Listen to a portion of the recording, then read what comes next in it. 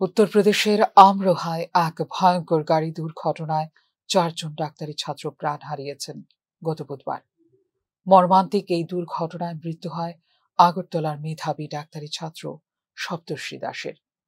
দুর্ঘটনার 6 দিন পর সোমবার তাঁর কফিনবন্দি দেহ পৌঁছায় সপ্তর্ষির বাড়ি রামনগর 1 নম্বর রোড এলাকায়। সপ্তর্ষির মৃত্যুতে শোকাহত পরিবার ও বন্ধু বান্ধবের সঙ্গে উপস্থিত ছিলেন মুখ্যমন্ত্রী ডাক্তার মানিক সাহা, প্রদেশ কংগ্রেস সভাপতি আশিস কুমার সাহা, বিধায়ক সুদীপ রায় বর্মন, মেয়র দীপক মজুমদার।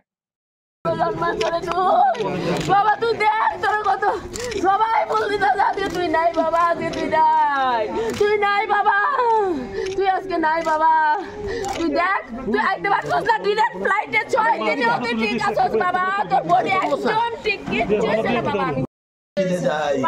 হসপিটালে উঠতে গিয়া লাগছে আমার বাধা হয়েছে বাবা, তোমার শরীর ঠিক আছে সব ঠিক আছে বাবা, সব ঠিক আছে বাবা, বাবা তুই দেখতে বাবা শুয়ে আছিস বাবা, শুয়ে আছিস বাবা,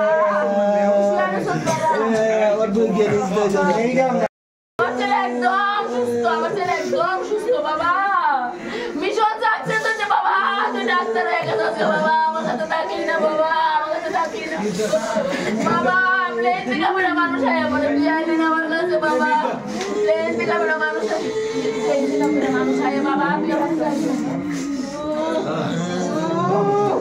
বিমান বিভ্রাটের কারণে 6 দিন পর রাজ্যে এলো সপ্তর্ষির দেহ।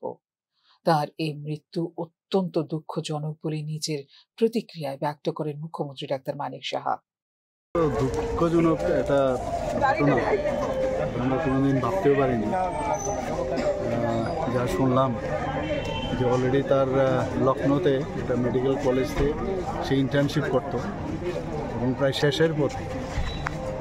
তো এক এক সময় এক একটা খবর আসছে যে গাড়িতে ছিল প্রায় 4 জনের মতো, 4 জনেই মানে মোস্ট প্রবাবলি 4 জনই মারা গেছে। এর মধ্যে ত্রিপুরার এই সপ্তর্ষি দাস, রামনগর 1-এ ওর বাড়ি। আমি যা শুনলাম ওর বাবা LIC-তে চাকরি করে, আর ওর মা অবোধয় শিক্ষিকা টিচার। তো একই সন্তান, এর থেকে দুঃখজনক ঘটনার কী হতে পারে।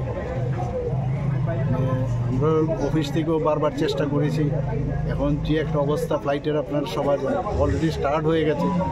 তো আমরা অনেকভাবে ট্রাই করেছি, শেষ পর্যন্ত 6 দিনের মাথায় আজকে আসলো এখানে। তো এই পরিস্থিতির মধ্যে মানে কি বলবো, কোনো ভাষা নেই। এরকম একটা দুঃখজনক একটা ঘটনা পরিপ্রেক্ষিতে কিছু এতটুকুই বলবো যে ওর মা বাবাকে ঈশ্বর যেন শক্তি দেয়। তো এটাকে তো আর পূরণ করার মতো না। এই দুঃখজনক যে অবস্থা ঘটলো একই সন্তান, ফিরে পাওয়ার তো কোনো অবস্থায় সুযোগ ছিল না এমন একটা ঘটনা। আত্মার সদ্গতি কামনা করি, এতটুকুই ঈশ্বরের কাছে প্রার্থনা করি। দুর্ঘটনার পর সপ্তর্ষির দেহ রাজ্যে আনা সহজ ছিল না। ইন্ডিগো বিমান বিভ্রাটে কফিনবন্দি দেহ শেষ পর্যন্ত আনা হয়েছে ফ্রিজার অ্যাম্বুলেন্সের মাধ্যমে। অ্যাম্বুলেন্সে ছিলেন সপ্তর্ষির ছোট মামা ও 2 জ্যেষ্ঠত দাদাও। রবিবার সন্ধ্যায় অ্যাম্বুলেন্স গুয়াহাটি পর্যন্ত পৌঁছায় এবং সোমবার সকালে আনা হয় রামনগরের বাড়িতে। 2020 সালে MBBS কোর্সে ভর্তি হন সপ্তর্ষি। তিনি কোর্স শেষ করে ইন্টার্নশিপ করছিলেন। মাত্র 5 মাস বাকি থাকতেই দুর্ঘটনা ছিনিয়ে নিল এই মেধাবীর জীবন।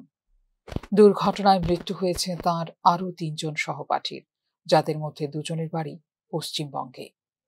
এটি শুধুমাত্র একটি ব্যক্তিগত বা পারিবারিক ক্ষতি নয়, বরং এক বিশাল শূন্যতা সৃষ্টি করেছে রাজ্যের জন্য।